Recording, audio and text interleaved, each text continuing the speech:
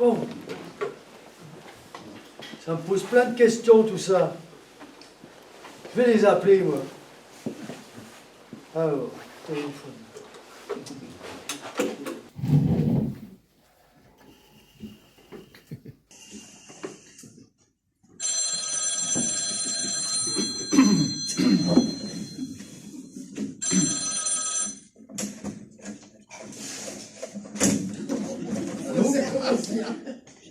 Allô? Société d'abandon local des déchets radioactifs, j'écoute. Oui, bonjour, monsieur, c'est monsieur Burnonuc à l'appareil. Bonjour. Alors, je voulais vous poser une question, en fait. Moi, j'avais une entreprise, et quand je me suis installé, j'ai demandé de l'argent au conseil départemental. Ouais. Hein, tout ça pour m'aider à démarrer mon entreprise. Ouais. Alors, il y a un truc qui est bizarre, c'est que vous ne demandez pas d'argent pour vous installer, mais vous en donnez. Bah oui, alors. Ah alors la Saldra, c'est l'inverse des autres, alors. Bah écoutez, hein, c'est pas vous qui payez, hein, de toute manière. Vous donnez 30 millions d'euros à la Meuse, 30 millions d'euros à la Haute-Marne. Ouais. Mais d'où que ça vient, cet argent-là? Ben, vous savez, il y a une loi qui fait payer les pollueurs, donc c'est normal tout ça. Ah ben dis donc. Bon, écoutez, j'ai pas vraiment beaucoup de temps à vous consacrer, donc veuillez rappeler une autre fois, s'il vous plaît. Au revoir, monsieur. Ben dis donc, rapide là. Ben, à ce tarif-là, dis donc, 60 millions par an de dons. Évidemment, ça doit polluer, hein, quand même. Bon, puis il me raccroche au nez. Voilà. Je le rappelle.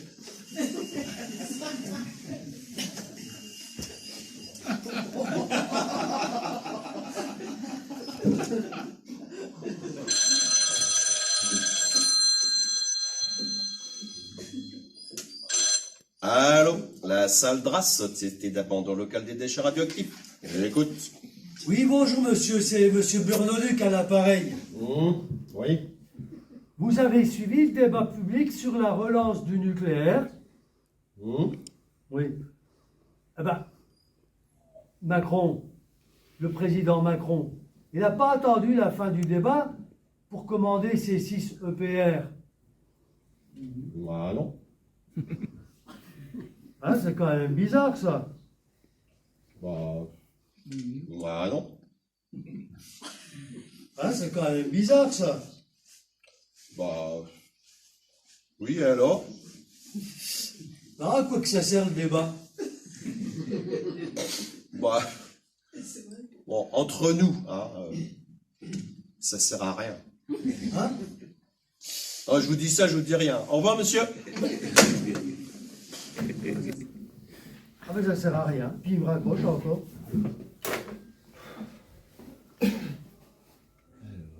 Ouais, ben, j'ai encore plein de questions.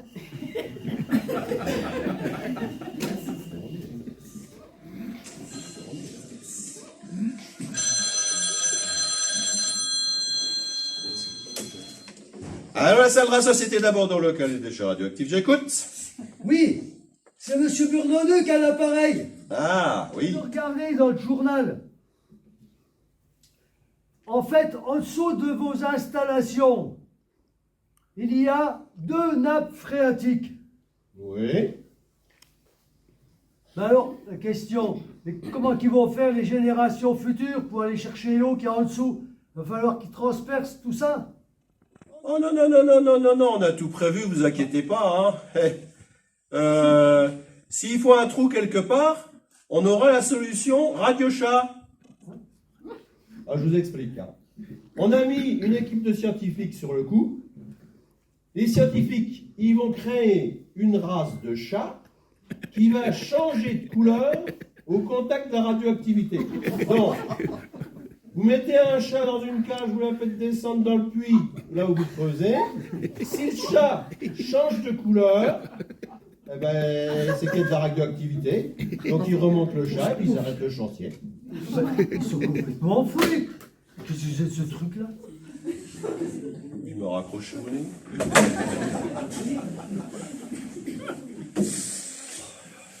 Ouais, bon. Ouais, je vais travailler quand même un petit peu. C'est bizarre quand même tout ça.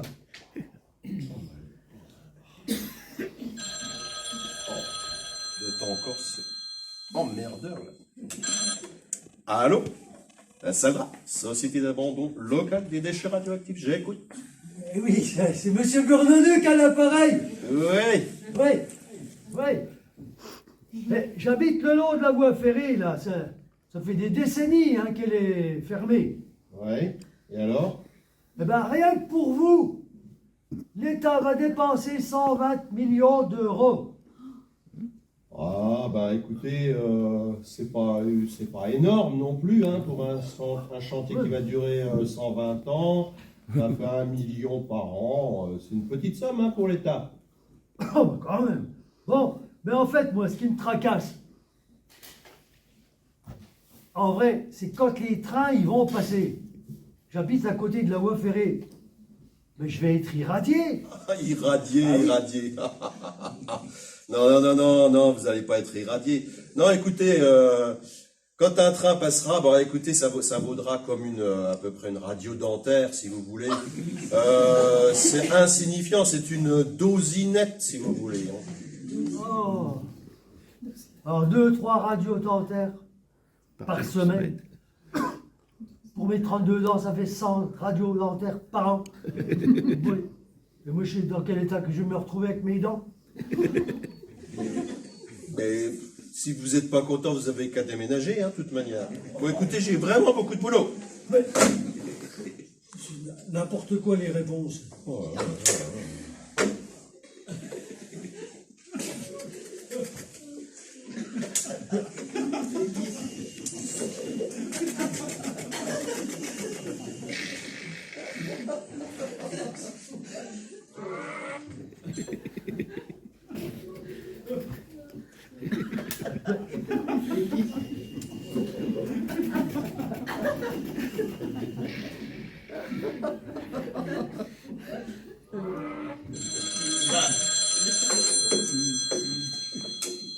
Allô, la Saldra, Société d'abandon local des déchets radioactifs, j'écoute. Oui, Monsieur Bourdonneux qui a l'appareil. Ouais. C'est rigolo parce que vous avez construit des cheminées. Mais normalement, quand il y a des cheminées, il sort quelque chose, il sort de la fumée. Ouais, peut-être. À quoi qu'elles servent vos cheminées? Ben, en fait, nos cheminées, c'est pas vraiment des cheminées comme vous l'entendez. Les cheminées qu'on a faites, là, c'est pour amener de l'air à l'intérieur du trou, parce qu'il y a plein de gens qui travaillent dans ce trou. Donc, il faut bien qu'ils respirent. Il respire. Oh là là, vous avez pensé à tout ça? Bah oui, bien sûr. Ah, d'accord.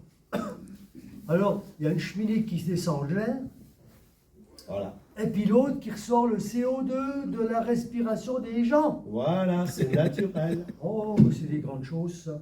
Mais avec le CO2, la respiration, il n'y a pas un peu de radioactivité qui sortirait, non? Allô? Allô? Allô? Allô? Allô? Allô? Allô? Allô?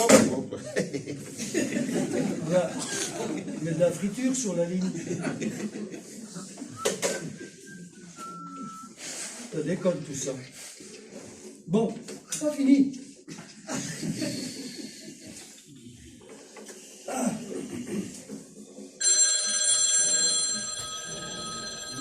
Ça doit être encore Bourdonneux. Alors, la Saldra, Société d'abandon local des déchets radioactifs, j'écoute. Oui, c'est Monsieur Bourdonneux qui a l'appareil. Ouais. Oui. Figurez-vous, depuis que vous êtes là, il n'y a plus d'eau dans le puits. Et alors? Mais ça fait 4 générations qu'on est là. On a eu des sécheresses, on a eu du mal, tout. Mais on a toujours eu de l'eau dans le puits.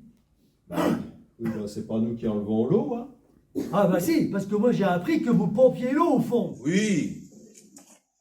Oui, on a des pompes au fond du trou, ouais. Ben, c'est normal parce que si vous voulez, quand on creuse un puits, eh ben, l'eau du terrain, elle tombe dans le trou. Et du coup, ben, comme on a beaucoup d'eau au fond, eh ben, on pompe et on la rejette à l'extérieur. On la rend. Non. Mais l'eau, elle est toujours pas, vous ne me rendez pas dans mon puits, monsieur. Ben non, mais écoutez, là, c'est pas de notre ressort, hein. Appelez les pompiers, la mairie, je sais pas, mais là, franchement, Mais- appelez autre personne que la salle de rat. Désolé. Mais j'ai plus d'eau dans le puits.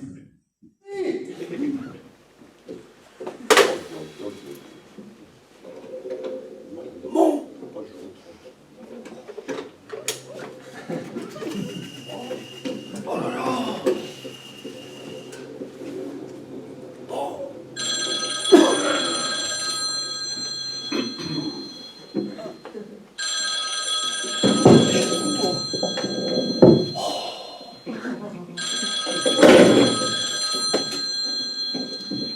Allô, la salle de rat, Société d'abandon local des déchets radioactifs, j'écoute. Mais c'est monsieur Bourdonneux qui a l'appareil. Oui. Il y a de vos cheminées qui doivent rien sortir d'habitude maintenant, ils sortent plein de fumée noire. De la fumée noire. Mais regardez par la fenêtre dans une pipe. Ben, je suis dans un bureau, il n'y a pas de fenêtre. Bon, il y a même des flammes. Les flammes. Mais faites quelque chose, bon sang. D'accord, Mais- donc de toute manière, on a tout prévu. On a tout prévu. Alors écoutez, je vous envoie une équipe, je regarde, lundi matin. Vous inquiétez pas, hein. Tout va bien se passer. Non mais on va pas attendre lundi matin. Un instant. Un instant.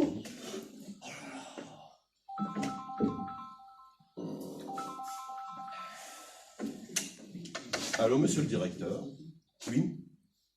Un incendie? Ah. Évacué? Oui? Oui, monsieur le directeur. Oui, tout de suite.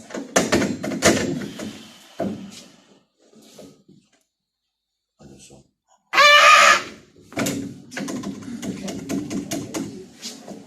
Oui, à toutes les équipes, évacuez le centre, évacuez tout de suite.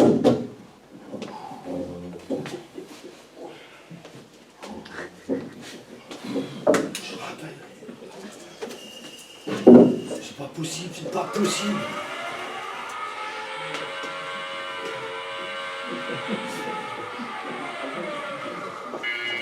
Bon, puis la sirène là, qu'est-ce que c'est que ça? Là, autre chose. Ça répond plus. Bon, et des camions militaires avec des hommes en blanc et des masques à gaz. Mais on dirait la guerre dans une ville.